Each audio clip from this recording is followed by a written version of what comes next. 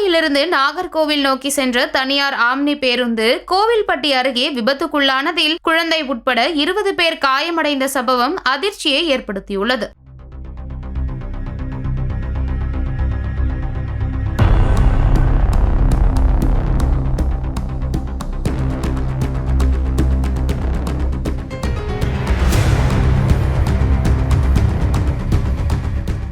கோவையிலிருந்து நேற்று இரவு பயணிகளை ஏற்றிக் கொண்டு வந்த தனியார் ஆம்னி பேருந்து ஒன்று நாகர்கோவில் நோக்கி சென்று கொண்டிருந்தது. இன்று அதிகாலை தூத்துக்குடி மாவட்டம் கோவில்பட்டி அடுத்த மூப்பன்பட்டி விலக்கு அருகே தேசிய நெடுஞ்சாலையில் வந்தபோது சாலையில் நின்று கொண்டிருந்த சிமெண்ட் கலவை டேங்கர் லாரி மீது பேருந்து எதிர்பாராத விதமாக மோதியது. இந்த விபத்தின் தாக்கத்தால் பேருந்தின் முன்பகுதி முழுவதுமாக சிதைந்தது. இதில் உடுமலைப்பேட்டையை சேர்ந்த ஓட்டுநர் சரவணன், 8 பெண்கள் மற்றும் ஒரு குழந்தை என மொத்தம் 20 பேர் காயமடைந்தனர். ஓட்டுநர் சரவணன் பேருந்தின் இடிபாடுகளுக்குள் சிக்கி வெளியே வர முடியாமல் தவித்துக் கொண்டிருந்தார். தகவல் அறிந்து சம்பவ இடத்திற்கு விரைந்து வந்த கோவில்பட்டி தீயணைப்பு துறையினர் இடிபாடுகளில் சிக்கியிருந்த ஓட்டுநரை நீண்ட போராட்டத்திற்கு பிறகு மீட்டனர். காயமடைந்த அனைவரும் 108 ஆம்புலன்ஸ் மூலம் கோவில்பட்டி அரசு மருத்துவமனைக்கு சிகிச்சைக்காக அனுப்பி வைக்கப்பட்டனர். அவர்களில் பலத்த காயமடைந்த 3 பேர் மேல் சிகிச்சைக்காக நெல்லை அரசு மருத்துவக் கல்லூரி மருத்துவமனைக்கு மாற்றப்பட்டுள்ளனர். கல்லிடக்குறிச்சியை சேர்ந்த இசக்கி என்பவர் ஓட்டி வந்த சிமெண்ட் டேங்கர் லாரியில் பிரேக் பழுது ஏற்பட்டுள்ளது. இதனால் அவர் லாரியை நெடுஞ்சாலையிலேயே நிறுத்திவிட்டு பழுது பார்த்து கொண்டிருந்தார். ஆனால் லாரியை நிறுத்தும் போது எவ்வித பாதுகாப்பு எச்சரிக்கை குறியீடுகளையும் அவர் வைக்கவில்லை என கூறப்படுகிறது. அதிகாலை நேரம் என்பதால் லாரி நிற்பதை கவனிக்காத பேருந்து ஓட்டுநர் அதன் பின்புறத்தில் மோதியதே விபத்துக்கு காரணம் என போலீஸ் தரப்பில் தெரிவிக்கப்பட்டுள்ளது. இந்த விபத்தால் கோவில்பட்டி தேசிய நெடுஞ்சாலையில் சுமார் 1 மணி நேரம் போக்குவரத்து பாதிக்கப்பட்டது. கோவில்பட்டி கிழக்கு காவல் நிலைய போலீசார் விபத்து குறித்து வழக்கு பதிவு செய்து